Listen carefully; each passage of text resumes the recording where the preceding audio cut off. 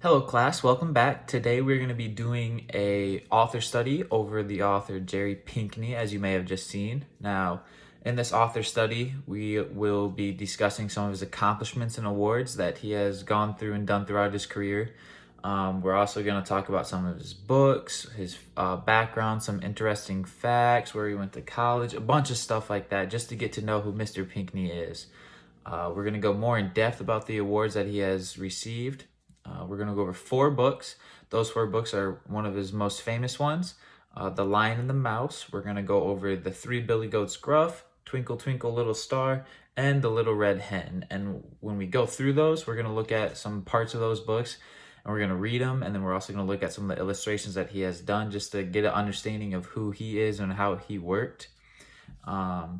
Also, we're going to discuss as a whole who he is and what we think about him. And then I'm going to encourage you guys to dig in and do an author study of your own about an author that you like. So let's jump in. All right, class, let's get to know Mr. Pinkney here. So he grew up in a large family with brothers and sisters in an all African-American block in Philadelphia, Pennsylvania. Growing up, he had dyslexia, so he had trouble understanding stuff and comprehending it. And so he used his artistic abilities as an outlet in order to express what he was feeling and what he thought. As he grew older, he began to express his artistic abilities more and more and his parents helped him express that and encouraged him to do that.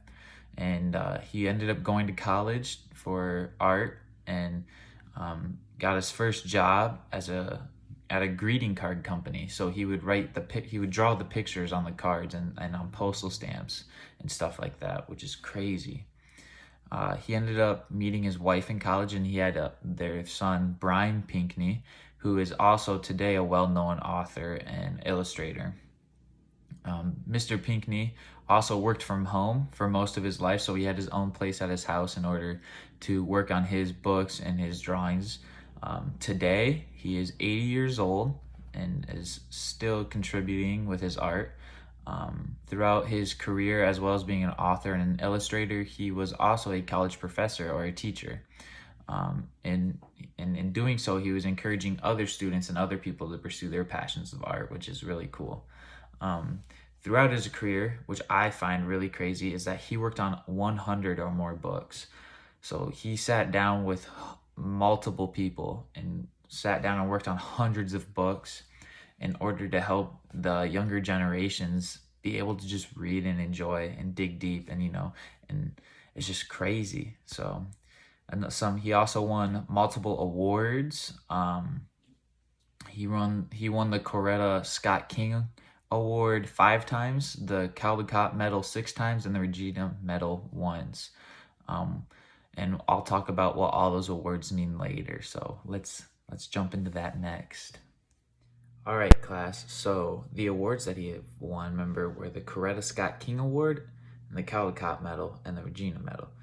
And so what the Coretta Scott King Award is, it's the award given to an author or an illustrator that is African American, that wrote a children's book or a picture book or a young adult book that accurately portrays the life as an African American. And so that award was given to Jerry Pinkney for a couple of his books. And then he also was awarded the Caldecott Medal, which is like the MVP for like authors and illustrators. It's the Caldecott Medal is given to the author or illustrator that wrote or illustrated the most prestigious children's book that year.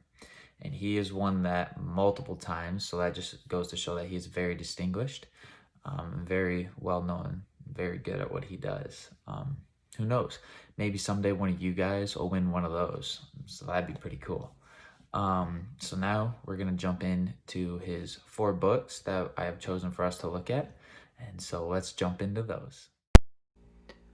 All right, class, so this is an excerpt from The Lion and the Mouse, which is one of his most popular books that ended up winning the Caldecott Award that we just talked about.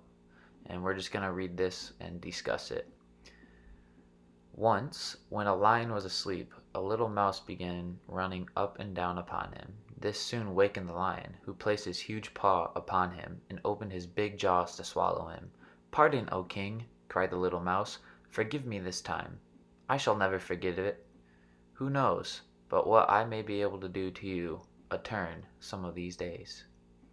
The lion was so tickled at the idea of the mouse being able to help him that he lifted up his paw and let him go.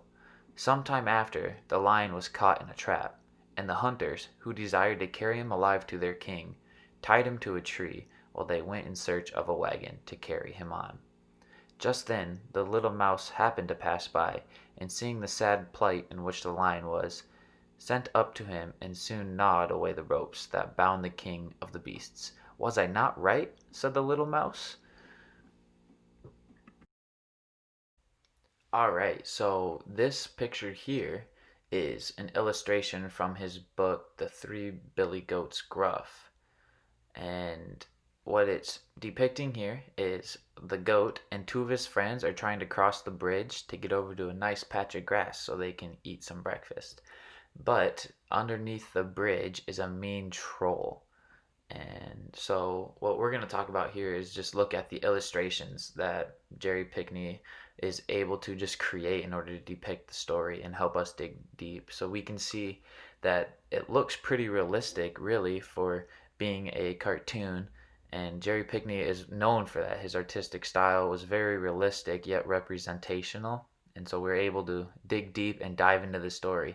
And we're able to see through the pictures what each character is going through and help us as a reader. We're able to understand what's happening. It also helps us to visualize and imagine what else could happen in the story. So I want you to look at this picture and think about what do you notice? Do you notice the horns on the goat, or the long ears, or do you notice the colors, the shadows? What do you notice, and how do you think it helps the story? How do you think that this picture makes the story more interesting, helps you better understand it? So just think about that. Alrighty, class. So our next book is Twinkle Twinkle Little Star, which some of you, in fact, probably all of you, know Twinkle Twinkle Little Star, the nursery rhyme. And I would sing it with you, but we're not gonna do that. um, but this Twinkle Twinkle Little Star is a little different. So Jerry Pinkney was known for taking old nursery rhymes like this and putting his own little twist on it. And so what are some things that you see in this illustration here? Like, what's different? The main thing that I notice is that there's a chipmunk, which makes me think, well, what's a chipmunk have to do with Twinkle Twinkle Little Star? Well, what Mr. Pinkney did was he took this nursery rhyme, put his own twist on it, and what it is, it's about a chipmunk who dreams of the night sky and is infatuated and loves and is in awe of the night sky. And so one night the little chipmunk goes to bed and he dreams of the night sky. And in his dream, he takes a nest that he finds, a bird's nest, and turns it into a boat and sails off into the night sky to be one with the sky and be part of the stars. Um, but just like the Billy Goat's Gruff that we just discussed, you can see that it's realistic and but yet representational. So you're able to see the realism in like the chipmunk and how realistic. Like, you can tell it's a chipmunk, and you can tell that he's in a boat, and that it's a bird's nest. But yeah, it's also representational because we're able to see that although it looks like the boat is floating, he's really in the night sky sailing. Um, and we're also able to see that the watercolors that Jerry Pinkney uses and how he uses all of it to help us as a reader better understand the reading and dig deep. It helps us to expand our imagination and our thinking into what we possibly think the story could be. Um, so our next book that we're going to look at is The Little Red Hen, which I'm sure most of you also probably have some idea of what that's about. So let's jump into that one. Alrighty, class. So the last book that we're going to be looking at is The Little Red Hen. And as you can already see here, the illustrations in it are very well. In fact, um, Jerry Pinkney ended up winning the award for the best illustrated children's book and a notable children's book for when this was published in 2006. So that just goes to show that the illustrations of this book were very well done. Now, as you may know, The Little Red Hen is also done by has been done prior, but Jerry Pinkney, like Twinkle Twinkle Little Star, kind of put his own little twist on it with his illustrations. He was able to take each character, like each animal, like the chicken, the rat, and the pig, and able to give them facial expressions. So that allowed us as readers to understand what each character was thinking and what each character was going through and how they were interacting with their environment. So, for example, in the story or in the book, the little red hen asks for help to cut the wheat, but the cat says not I, and the pig says not I, and the snake and all the animals say not I. But then the little red hen says, okay, fine, then I will. And so in the illustrations, we are able to see that the little red hen is frustrated because nobody's helping her, but yet she still does it. And so this book does a very good job with the illustrations, and helps us as a reader to better understand. And like I have mentioned in the past couple of books that we've discussed, I want you, if you ever get a chance to read a book or read this book, to look at the illustrations and think about, how do the illustrations help me as a reader better understand what's happening in the book, and how can I connect it, and try to make personal connections with the book. Like, what relates to you? Is there something that you think of when you read this? So just little things like that. All right, let's move on to our next topic.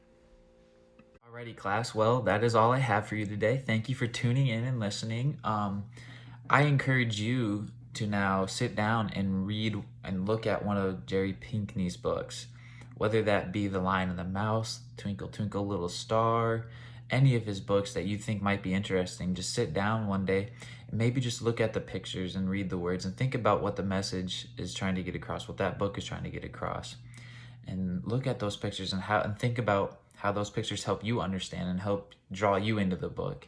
And then also think about personal connections. Think about how you can relate to the book and what you might be able to do with your own abilities. If you think you're super artistic, I encourage you to go out and start drawing pictures and see how far, see where that can take you. I also encourage you, maybe if you have an author or an illustrator that you are thinking of right now that you already like, maybe do an author study like I did with you guys of your own, and maybe someday you can use that and teach other people about your favorite author. So thank you for listening, guys. That's all I have for you. I hope you have a great weekend.